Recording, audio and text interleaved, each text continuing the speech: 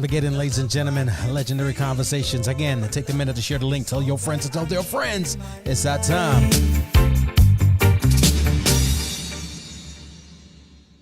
Hello, world. It's yours truly, G. Cole, and we're back again. And I'm having one of the conversations I love to have, which is conversations with the legends. No offense to anybody. It's to talk to you guys on another day. But we're talking legendary stuff right about now. And today, my special guest. All right, this is special to me, my friends, my brother, my father, my mother, everybody that loves cricket and music. The legendary Sir, don't leave off the Sir, Sir Curtly Ambrose. Welcome, sir. Thank you very much. Welcome. Pleasure. Thank you. Again, we're at the Wavy Wicket, rightfully. You know what I mean? It's fitting. I can't get away from the cricket scene, can I? No, not even for try. All right. I'm sorry, your next album will be called Cricket. Yep. Okay. Just keep it in line. All right. I am from Jamaica, right? And you are as revered there as I'm sure you are everywhere. When it comes to cricket, there's the West Indies. Yeah. But then there's individual countries. There's Jamaica. There's, Antigua, everybody. But you're a legend there too. I always wondered when it comes to these rivalries, right? Island rivalries, cricket guys. Is it a real rivalry, or is it just relegated to the game at that point? Because you guys got to get together and play again later. No, it's just about the game. Just about that particular game. Yeah, it's never personal. Right. And of course, it's about bragging rights as well. Because when they play for your island, for instance, I'm from Antigua, so I play for the Leeward Islands, and I'm playing against Jamaica. We want to beat them on Jamaica. And the other territories as well. Right. So when we get together as a West Indies team, I can be saying, remember that licking I put on you the last week, that kind of. So the competition was very, very fierce, but all in the good spirit of the game, and not never personal. It's just about bragging rights too. I got you. I asked that primarily very recently. Lionel Messi, the most popular soccer player in the world, some arguably say the best ever. I don't know about all that, but I don't know about that. I don't know. I'm going, but I digress, right? Yes. Yeah, so he was there, and it was a club game, so it wasn't country versus country, club game, and the Messi fans were out in droves. When he touched the ball, they went up, right? When he scored, they were there. So people are like, that's not patriotic, whatever. And the only reference I could draw, I said, but when Curtly Ambrose used to come on and play, only that cheer for Curtly though, even though you're rooting for Jamaica. Right. But when he taking wickets out, you're mad, but that's the legend right there, right? So when we talk about that patriotism, I always tell them, bring it back home, reality and dancing. I will say this, however, if I was the Prime Minister of England, you'd never be allowed back in that country. I'm just saying, based on the stats and what I've seen and the terror, when I put by your passport, Curtly bin Laden or something, you just can't come back in the country because so many hearts have been broken. What's your relationship with the folks in England? Brilliant. Yeah? Yeah. As a matter of fact, we played last night. The Spirited Band plays last night. And the resort we played at had a lot of English folks there. And they kept saying, it's something I've been hearing all my life. Man, we used to hate you when you play against England, But you're a legend. We love you, but you know what I mean, And so they appreciate good cricket. Right. Even though they wanted England to win. Right. So I get that every time. We used to hate you. You used to destroy England or whatever. And I say, well, nothing personal, Right. And they say, meeting you away from cricket, you're so different. Right. I say, well, of course, when I'm out there, I put on my own cap. It's business. It's problems. I want to win. Right. But off the field now, I'm just a gentle soul, I'm different. Right. And they couldn't believe it, Wow. So I get it all the time. So I understand what you're saying. Yeah. All right, England. We'll let you guys go. But I'm just saying, I would still not let you in. But that's just me. That's just me. That's it. Curtly Ambrose. That's out. Robin Smith is gone. Curtly Ambrose absolutely dead on target. And Michael Atherton is going to do nothing more for the rest of this game than watch. The West Indies couldn't have asked for a better start at all. Curtly Ambrose immediately on target. And England lose their first wicket on 0. First runs for England. Oh, trouble here, trouble. This is absolute disaster for England. And that really is a complete tragedy. That's out. Robin Smith is gone. What more can you ask of Curtly Ambrose? If ever you've got a crisis, send for Curtly, and that's the end of the crisis. Well, Curtly Ambrose, great fast bowler for the West Indies, has done it again. Curtly Ambrose knows it's out. That's a thin little nick from Graham Hick. And this man Ambrose can do absolutely no wrong whatsoever. That's it. Wicket number 5. Curtly Ambrose strikes once more. The Queen's Park Oval is absolutely jumping. England are 26 for 5. Well, what a performance by Curtly Ambrose. I've said all along he's a class act, a truly great bowler. The only great bowler on show. There's some good ones, but great he really is. Fantastic performance. He's just blowing away England. That's gone. Simmons takes the catch, a second slip.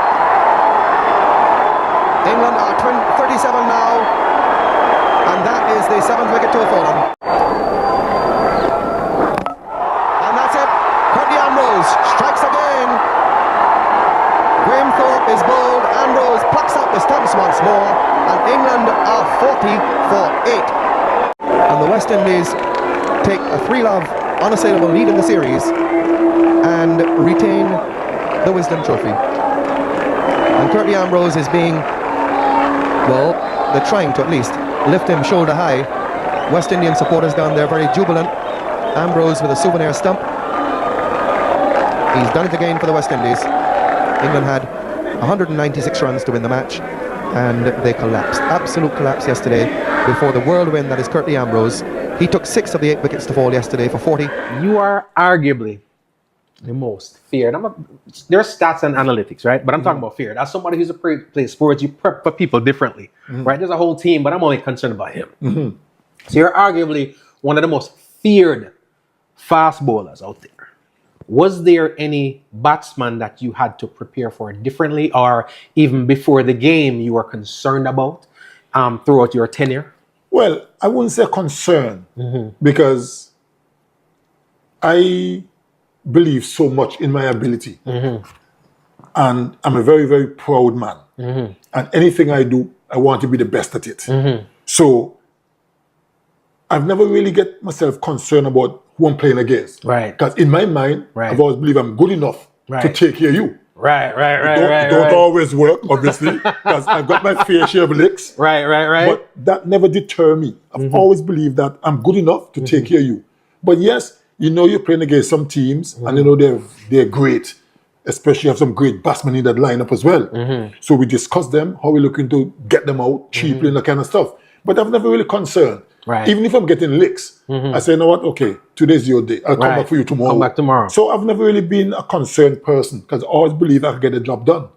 Yeah, so I'm very, very positive and confident in what I do. So I guess some may say arrogance or being cocky. It's confidence, you need that. Yeah, I'm full of confidence. And even though you're beating me, I figure, you know what? You got lucky this once. I'm going to take you next over. You know, so, I mean, it just is a confident thing. And which is required for you to be an athlete, right? Yes, of course. If you're not confident, you're not going to make it. And it does show. Yeah. Because even if I'm getting licks, you know, some bowlers can't take it, and they'll walk away, shoulders droop, head down. Not me. I'm still standing firm. At all. Let you know well. Like it never happened. Yeah, even though you're getting some ones off me, I'm still here in your face. You know? So it's just a confidence thing. I love that. There's always rumors surrounding every athlete and the prowess of what they do and whatnot. There was a game, I didn't see it, but I was told that you shattered some helmets. Is that real, that like people's helmet get cracked up and smacked up? Is that true? No, it's not exactly true. Statutes of limitation has passed now, so them can't sue you now. So, you know, helmet protect players quite a lot. Because let me tell you, that 5.5 ounces ball, trust me, when they get hit with that, it's no joke business. Believe me. But yes, you know, sometimes guys get hit on the helmet, but you're protected. You know, so which is important. I mean, that's why I've given so much credit for the guys before helmet time. Because I mean, when you're playing against a fast bowler bowling 90 miles an hour, if you hit, it could be fatal. You know, it's not a good day. Those guys from the past before the helmet era, they were special. So you probably weren't one of them playing it before helmet era either, right? I just about the helmet came on the scene, so I was kind of lucky, you know. But I mean, I've always said that if you got the protection, use it. Because this 5.5 ounces, trust me, bouncing off the pitch. When you get hit, trust me, it's a problem. It's a serious thing. So once you get the protection, use it at all. Don't take any chances. I love looking in the rearview mirror a lot. Basketball could have been an option. I was told. Yes, quite right. Did you, from a kid coming up, was it borderline predetermined? I feel like all the great people, it's like it was almost predetermined. Once you came out the womb and they looked at me like, you know something? Cricket. You know what I mean? Basketball, whatever the case may be. Was there a particular time in your life coming up when, when you made that decision, that epiphany came about that, you know what, cricket is what I'm going to do? No, because growing up in the small village of Sweets, we get things from America all the time. So basketball was ingrained in me from early. Right. I just like the excitement in your face and posterize and all that. That was, to me, was excitement. My mother, who was a cricket freak, always wanted a cricketer in the family. Right. Right? So my older brother used to play for Sweets before he migrated to New Jersey to join our father. Right. And I was next in line. So she kept telling me, you have to play cricket, and she could call all the great names from the past. And I was like, How old were you at this point? Teenage years. Yeah. Okay. Yeah, because my brother migrated soon after. So it was teenage years. So you weren't playing cricket from infancy all the way up? No, not really. No? Okay. No. I mean, you fool around in the open field like everybody else. For me, it was fooling around. Right. Just to be a part of what's happening. Right. But for me, it was basketball and football. Football as in soccer. Because sometimes in football, people talk about American football and all that. So, so those were two passions. Still is. Cricket was never on the radar. I was like, man, I can't be out in hot sun for 5 days, 6 hours every day. Fully dressed. Yeah, that's not my thing. Yeah. No excitement. Right. Basketball, 48 minutes, you can slam dunk and posterize people, and that to me is excitement. Yeah. Or with football, dribble past two guys and let them look stupid, and so those to me was my passion. Yeah. And then my mother kept saying, cricket, and I said, not me and that. Right. And then when I was 20 years old, that's when I started playing cricket for Sweets Cricket Club. Are you serious? 20. I played 2 years in our secondary school. Right. Primarily because the captain was from Sweets, my village. The vice captain was my cousin. He's also from Sweets. Oh, so they're setting you up. So they just dragged me into the cricket team, right? So I went reluctantly. I didn't want to play no cricket. Right. So I played 2 years in our secondary school. I was okay-ish. Right. But still for me, basketball and football. And when I was 20, I started playing for Sweets in 1984. So a lot of people thought I started late. Right. And then, funny enough, the very next year, in 85, I was selected for Antigua national team. Wow. And then 3 years later, in 1988, I was on the West Indies team. Wow. So within 4 years of never wanting to play cricket, I suddenly found myself an international cricketer. Right. And as I said, the rest is history. So I guess my mother had all this cricket talent. Right. And so I didn't disappoint. Listen, it amazes me because, again, another great, Shaq. He didn't start playing from he was a kid. Yeah. He started in his teens too. But it always amazes me because a lot of this stuff is mental. Yeah. It's strategy. And it's a lot of the things that people will tell you coaches have prepared you from you're small. Yeah. So you're pretty much coming from, for lack of a better word, behind the 8 ball to being the best, arguably. You see, that comes from my competitive instincts and, of course, my pride. Because, like I said, anything I do, I want to be the best at it. Yeah. People don't remember second and third. So, I want gold, silver and bronze. Right. But so that was, a lot of people talk about my bowling skills and stuff, which I honed over the years. But I think my driving force was my pride. I refused to be second. I refused to lose. So that was it really. I love that. Ladies and gentlemen, if you're just joining us, talking to the legend, Sir Curtly Ambrose. I've seen documentaries, interviews with the legends like Mike Tyson and other people who did contact sports, right? And some even basketball players. Yeah. And what they said pretty much was a lot of those losses that the opponent, incurred were created before they stepped in the ring. So those people lost before they stepped in the ring. Yeah. Mentally, they were afraid or whatever the case may be. We're talking about West Indies now. We're talking about the likes of yourself and a Courtney Walsh. I don't get me wrong. Maybe I'm biased too. Yeah. Right? Well, short the names out there. You know what I mean? The War brothers, they dope, right? And then you do have other people from all around. Do you or have you ever thought of, even back then in the midst of everything, that a lot of these people were psyched out and intimidated and almost lost before you went out there? Yes. because we turn up to a venue, warming up and stuff. The other team warming up as well. And you could sense that they know they're going to lose. There's blood in the water. You know, because sometimes we're warming up and they're supposed to be doing their warm-up as well. And half of them may be looking at us warming up, just maybe admiring us. Right. Or maybe that fear factor. How are we going to beat them today? That kind of thing. So it happens. But having said that though, we still had to play well. Right.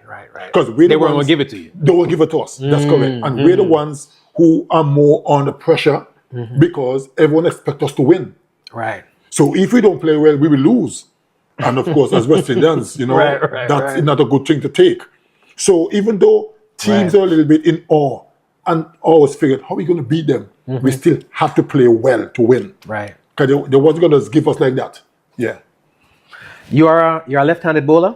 No, I bat left-handed and bowl right. Yes. Now, is that normal? Or does that come from the fact also that you weren't necessarily coached a certain way from a young child? But is that normal for a person to bat on one hand and bowl on the other? Yes. It's very normal, yeah. Okay.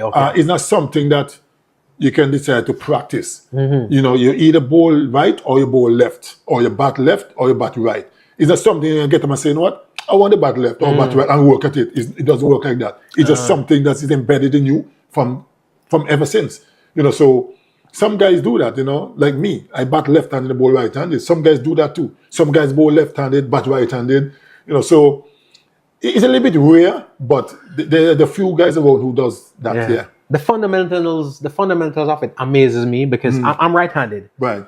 I'm right everything, right? So if my right hand, right foot, right everything, I am damn near handicapped with the left foot. I couldn't kick, couldn't score. I can control a ball, can't pass, right? And the same thing with my left hand. So that's why it always amazes me. I expect you, if you're bowling on the right hand, next week you have a bat on the right hand too. Yeah. But that's why I'm like, is there a fundamental, you know what I mean? Just a little bit unique.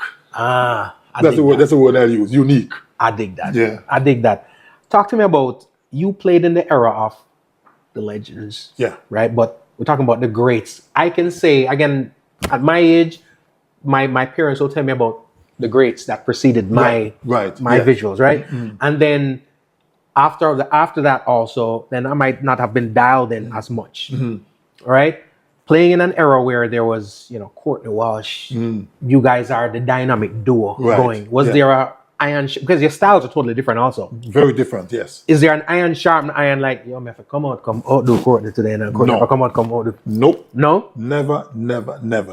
And that is probably why we were so successful as a pair. Because I've heard bowlers from other teams who pair up together talk about the rivalry between them. Between the two bowlers. If you get 5, I want to get 5 too. Right. Try to outdo each other. Right. With Courtney Walsh and I, that was never the case. And that is probably why we were so successful. Because if on a particular day, Courtney is taking wickets, I quickly tell myself, okay, it's his day. Right. Let me make sure keep the pressure from the other end. Give nothing away. Right. And let him do his stuff. Right. And if I'm taking wickets, he'll do the very same. Right. You know, Jamaican, big man. Right. Are you were there, this, you know. You know? So he just hold the other end. Right. So that's how we complemented each other so well. We never tried to outdo each other. And we're always happy with each other's success.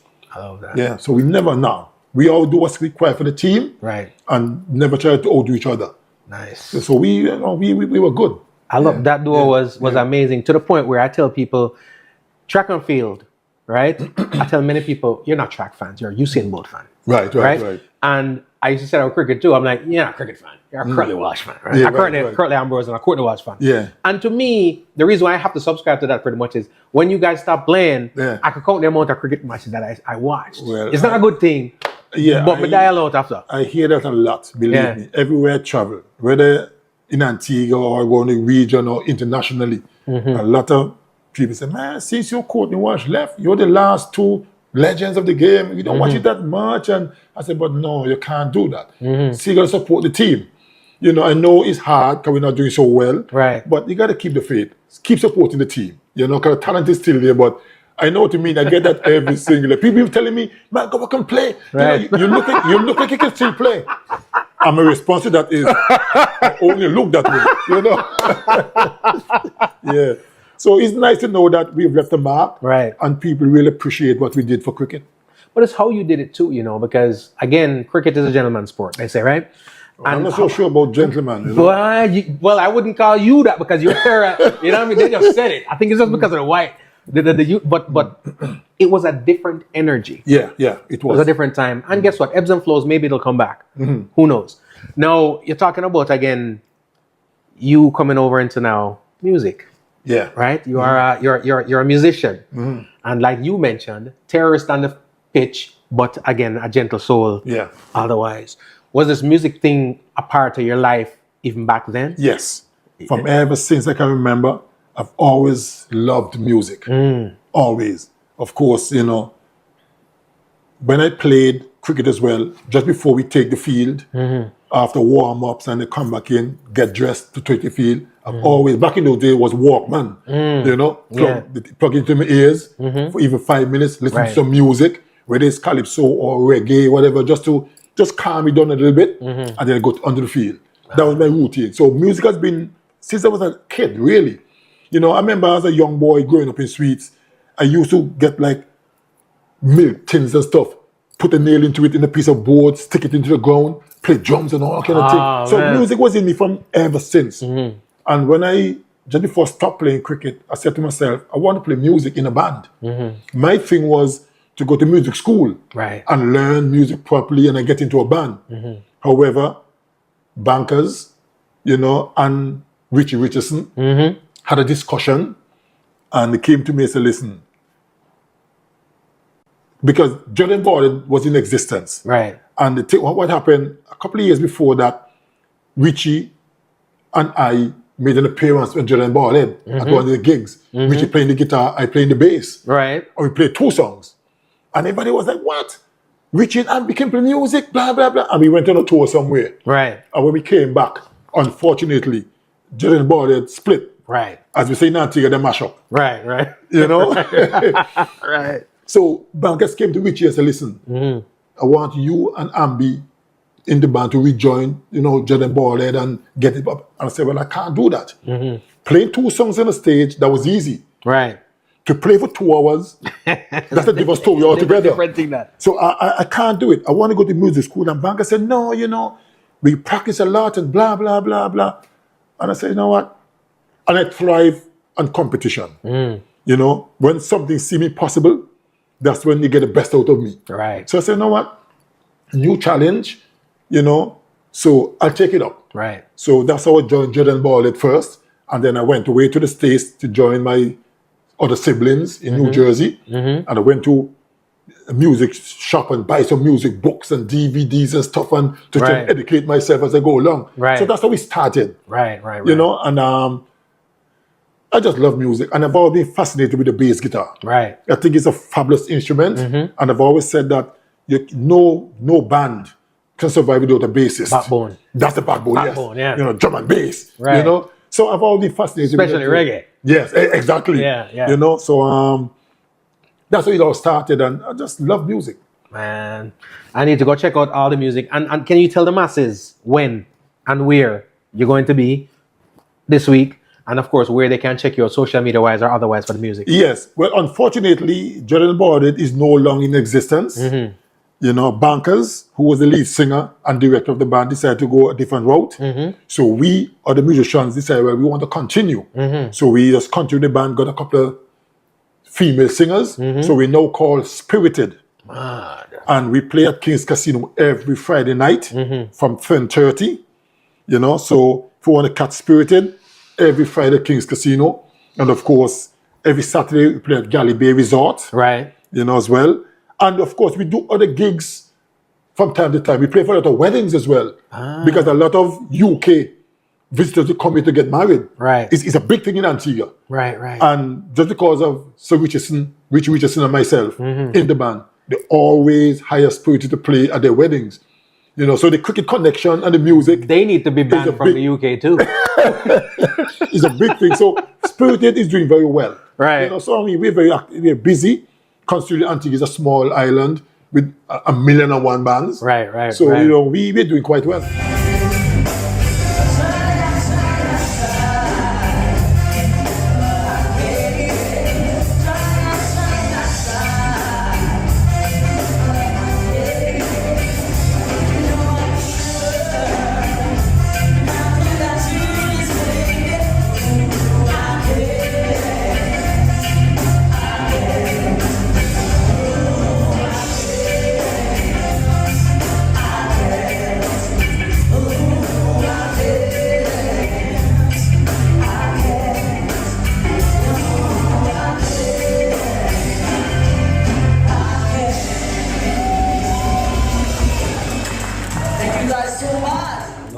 love that. Are you on social media?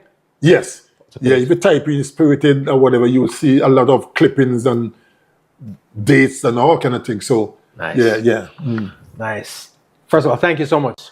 Appreciate the time. Appreciate the effort. Appreciate you showing up. And ladies and gentlemen, it is G. Cole. It's homegrown. Sir Curtly Ambrose. When you come to the man show them, come check out some music. Don't wait for guys to remember cricket. Come on, stay now. Yeah. Don't listen to tune, but you wait for the break because you need to ask about cricket. You UK people who came over to have him, but you went with jaw suck. Because me tell you this, I would kick you out of the country too. All right? Because the trauma is still fresh. Right. But we love you. We appreciate you. Thank you so much for the legacy, for the legend.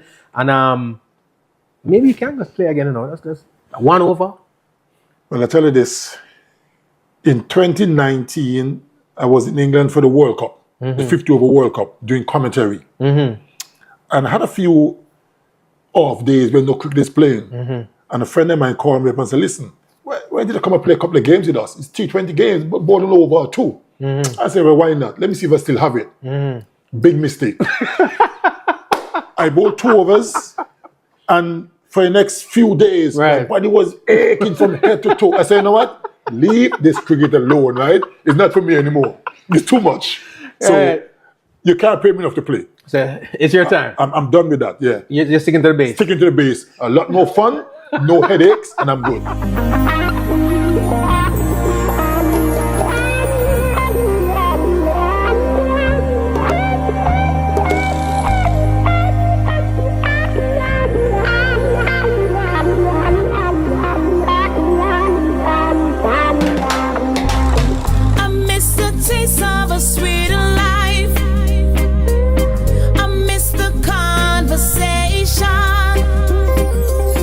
I'm searching for a song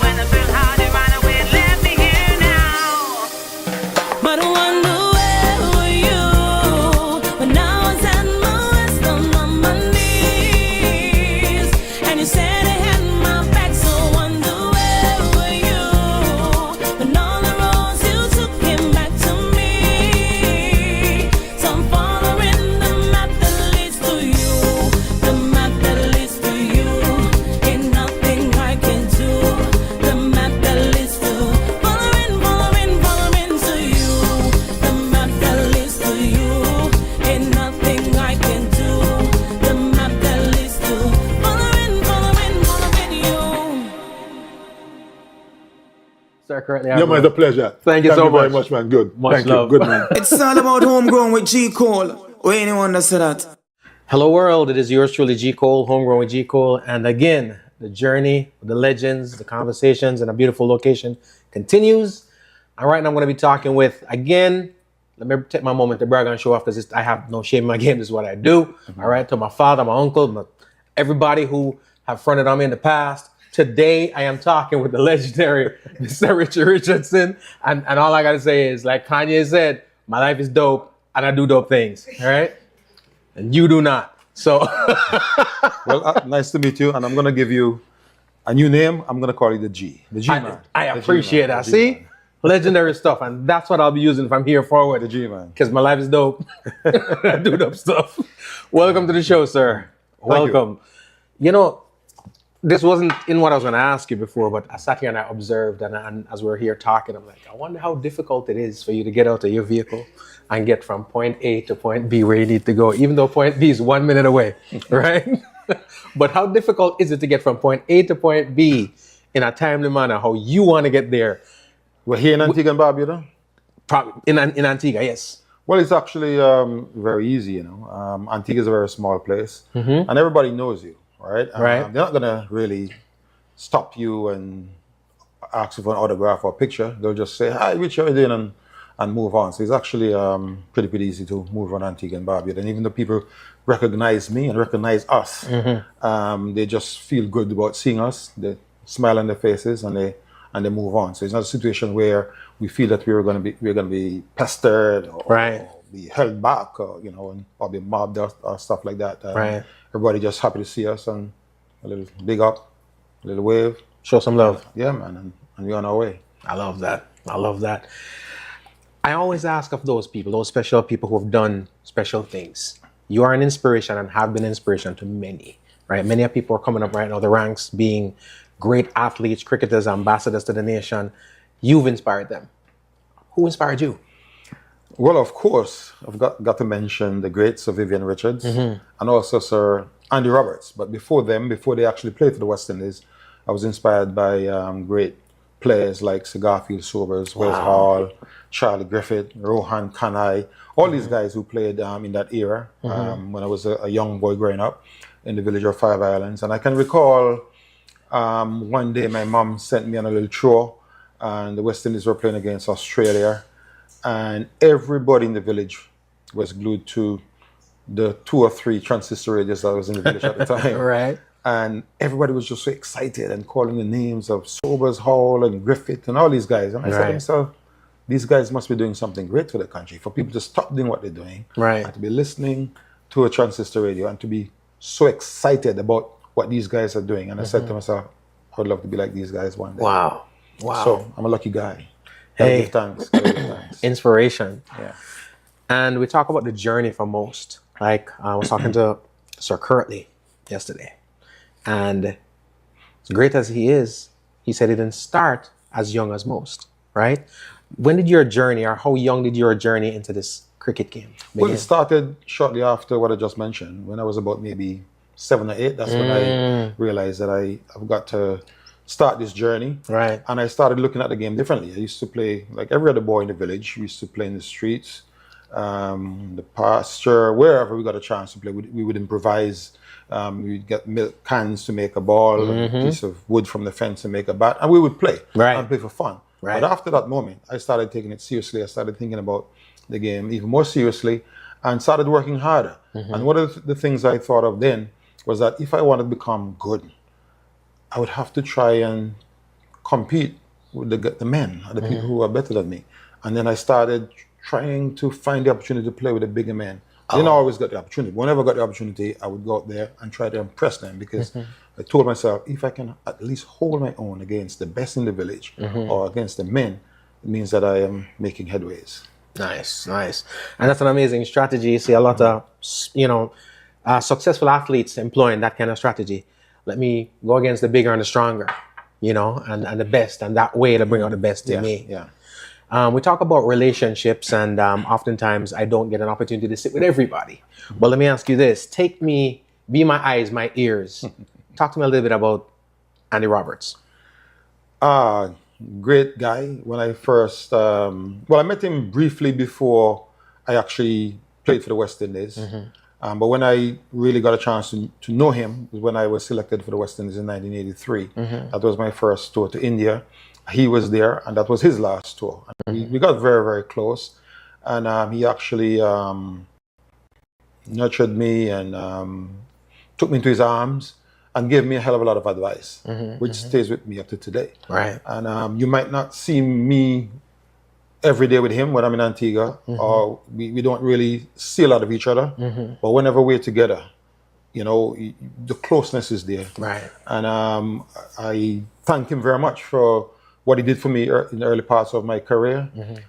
Because when you just start, when you just join an international team, it's not easy as a youngster. Right. You need someone to guide you and to tell you what's right, what's wrong, what you need to do, and stuff like that. And he was always there for me.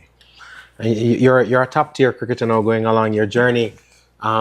Being an athlete and a successful athlete takes a lot. You're going through a lot mentally. Just focus on you and your craft, but then you're now thrusted into being the captain of the West Indies team, and I'm sure that comes with its own set. Talk to me a little bit about transitioning to the captaincy. Well, massive responsibility. Throughout my career, I never really thought of becoming a captain. I just wanted to play and do well, whether it's bowling, batting, or fielding. Right. And so I became the captain of the Leeward Islands by default.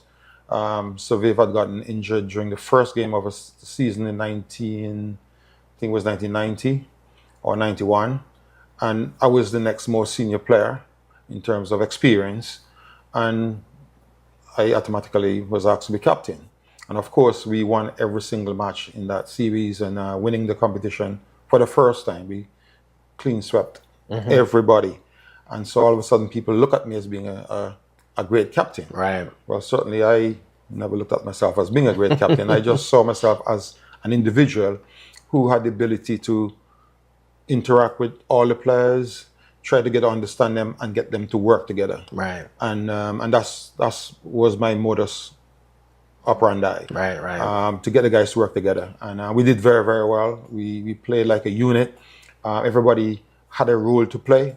And it wasn't a situation where the captain dictated what was going to happen. Everybody had to make a contribution. And we did very well. And then towards the end of that year, I got a call because I think Sir Viv retired. And then so they were looking for a new captain. Desmond Haynes was the vice captain for the West Indies. So obviously we all thought that Desmond Haynes naturally was going to be the captain. And then I got a call from the West Indies Cricket Board. Asked me if I would like to be captain. I said, what happened to Desi? Desi was my roommate at the time, and we all loved Desi, and we just expected him to be captain.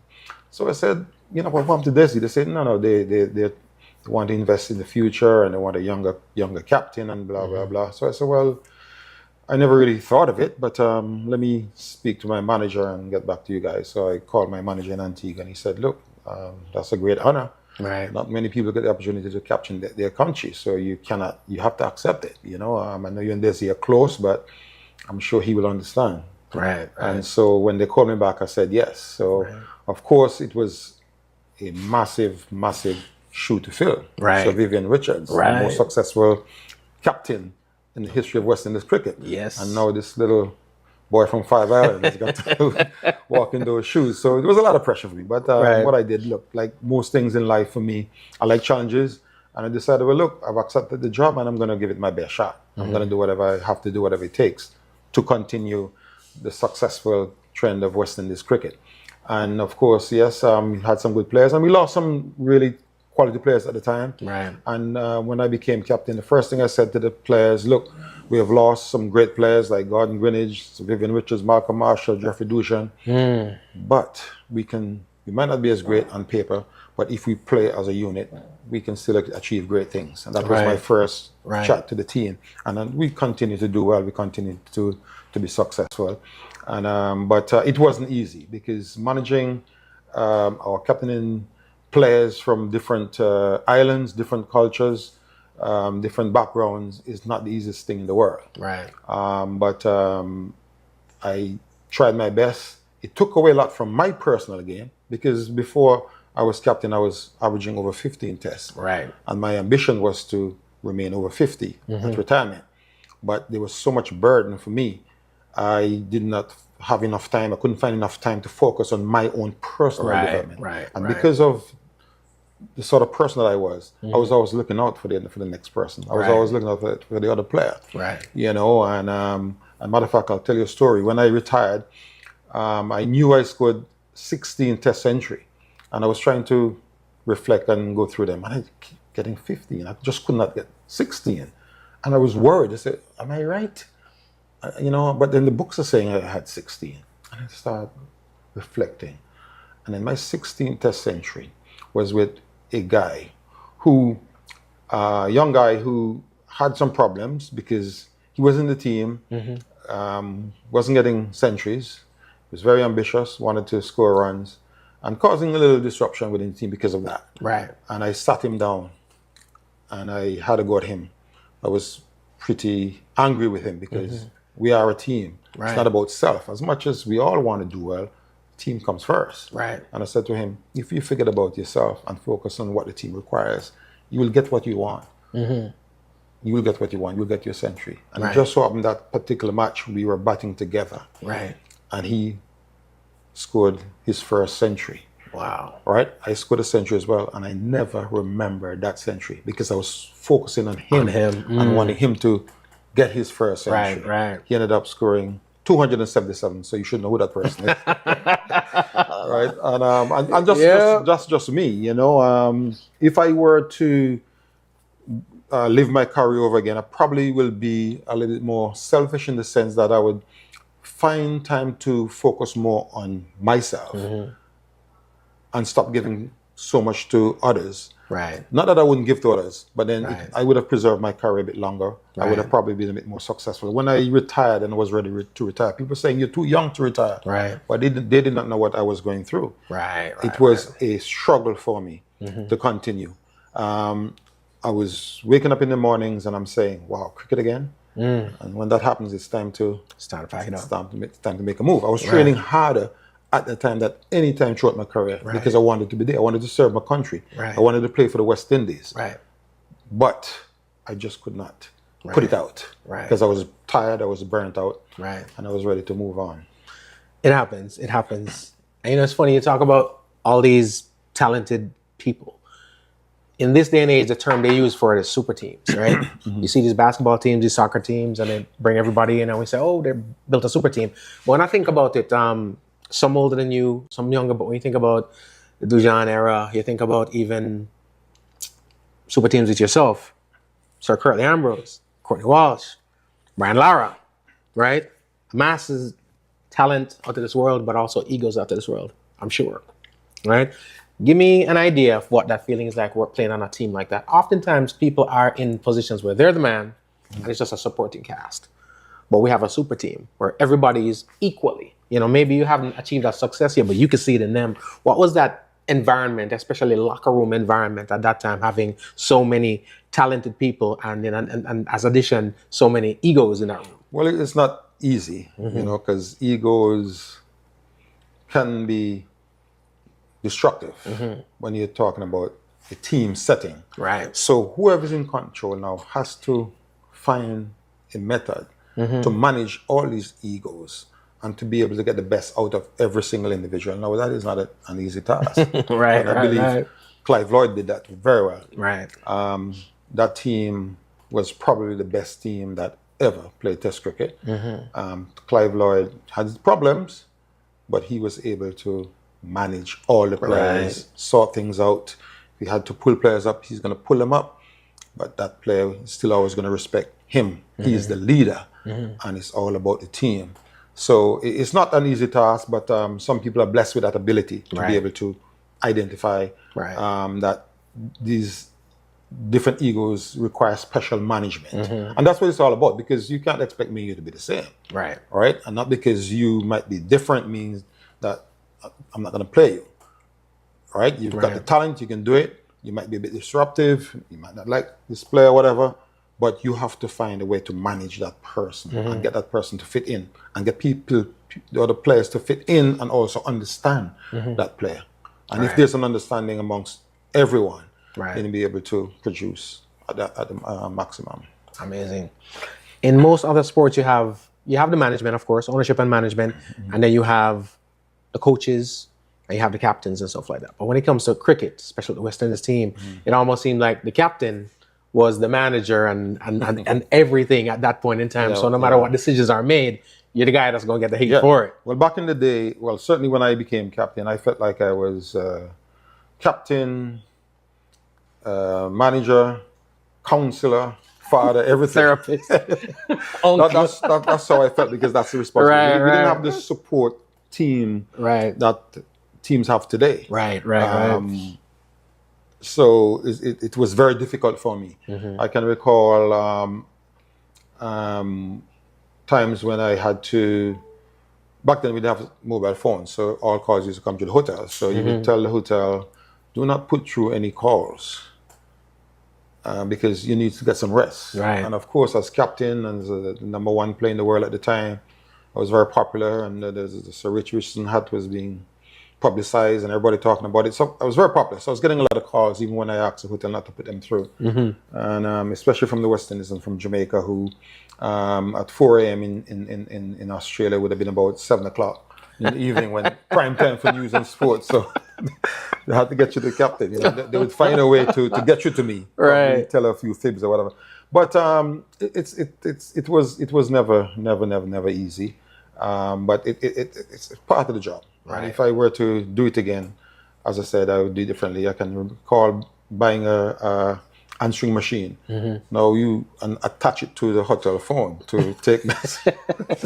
No, that never happened. You know, nobody, the operators weren't doing their job, so I had to do that. You know, to screen my calls and to be able to get some sleep. And it was rough. I can recall, and then so many people just knock on your door. Yeah. Now it can't happen now because there's proper security. Back then, there's no security. Free for all. I mean, people just knock on your door. Fans come. They want autograph. They want to take pictures, and they just want to be with you. Don't have a drink. You know, and of course, I'm not going to say no. You know, I mean, they're fans. They love the game, and if it weren't for them, I would be nobody really. Okay, no problem. I would be tired. I'd be sleepy, and say, okay, you're already here.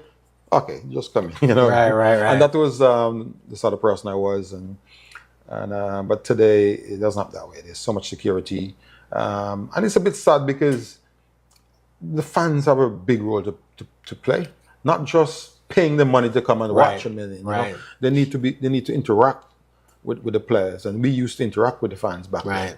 We used to, if the hotel is not too far from the ground, instead of catching the bus back, we would just walk back, having a chat with the fans, talking about cricket, taking photographs, whatever, because we respected the role that they play. You know, today, total separation from fans, and I'm not sure if I'd much rather play back then than now. To me, it's better. Of course, there was no money back then. There's a lot of money now, but it's not all about money. It's about the game. Right. You know, the preservation of the game and you know, giving the game the opportunity to grow and rubbing shoulders with all the stakeholders. It's not just about players alone. Right. There's some players today who think that it's just about the players. Of course, they are the main focus. They're the main attraction, but you can't have a cricket match if there's no grounds on the pitch. Yeah, that's true. There's no caterers to provide the food, you know, so everybody's important. Everybody has a role to play. Right. So I think players should make the time, or time should be made for players to interact with the fans, with these people who all have a role to play in the continued development of the game. Awesome. Now you are a musician yourself, and when you were a cricketer coming up, was music a part of your life like that also, or did this develop and come closer to the end of your tenure? Well, I'm a West Indian. Music is embedded in our genes. Right. You know what I mean? And of course, whenever there's cricket, there's music. And as a youngster playing sport, music played a major part. Right. For me, when I wanted to exercise, I would listen to Burning Flames. If I wanted to listen to some serious calypso music, Short Shirt or Swallow. And then you have Bob Marley, you know, and all these guys. So music was always very much part of my life. When I was going to school, secondary school, might have been in third form, we had two Venezuelan teachers, and they introduced the cuatro to us, to the school. and unfortunately they had to leave and didn't come back. So that was it. So I didn't really get the chance to advance. I started liking the quattro and I was playing it, and then suddenly that disappeared. And then after that, whenever I saw somebody with a guitar, a box guitar, I would befriend them and then try to ask them to borrow the guitar to, you know, hold a few chords. I bought a book, chords, and learned to hold a few chords until I was able to buy my first guitar, which I did in England. And I was playing for the West Indies at the time. And then I would be practicing playing and stuff like that. And then suddenly Ambi would join the team afterwards. He liked music as well. He used to be in my room and I'll be playing and he'll be playing rhythm and singing and having fun. And then he bought a bass. And then we started playing. And then I bought some more instruments like some monitors or speakers and drum machines. You know, and other guys would come to my room and make a lot of noise, and then the manager would come and say, "Look, we're gonna chuck you guys out if you don't stop." That happened many times. And then, you know, we started picking up a few things. Whenever we went to a function and there was a band, we'd try to get a little chance to go up on stage and do our thing, and you know, people loved it. And then we discussed it amongst ourselves, and we said when we retire, we would probably start a band. And then so I retired before Curtly, obviously. And then just before Curtly retired, I had a bar in Antigua down by Dixon Bay.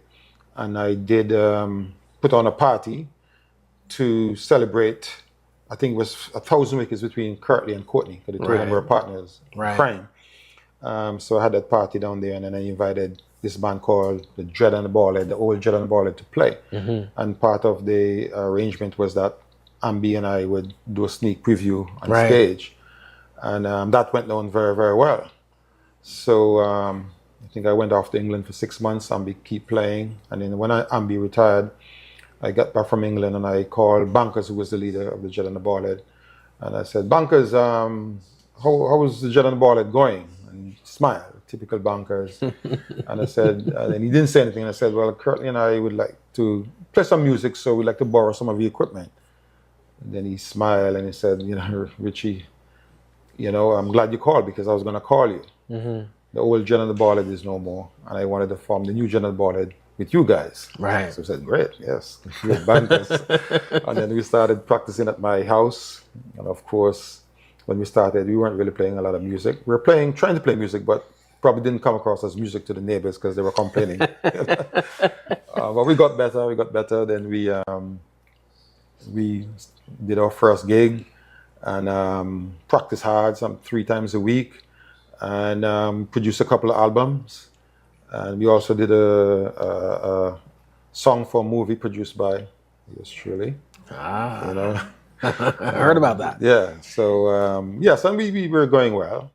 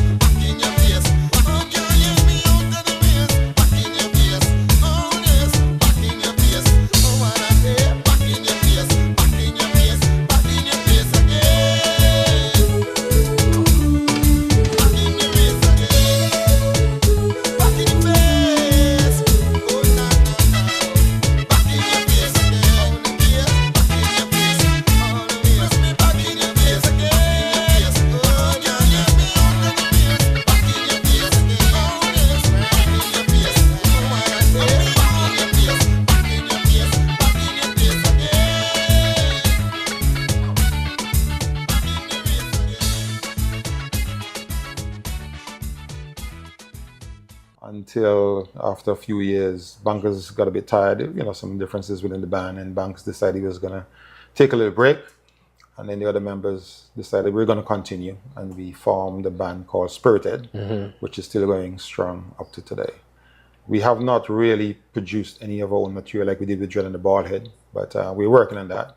We did do a cover of Maroon 5 Maps reggae version. You get a chance, go on YouTube, check it out. It's quite nice. We have had over 1 million views. What? So we now need to produce our own material, which we've been trying, but it's a bit challenging at the moment. Right.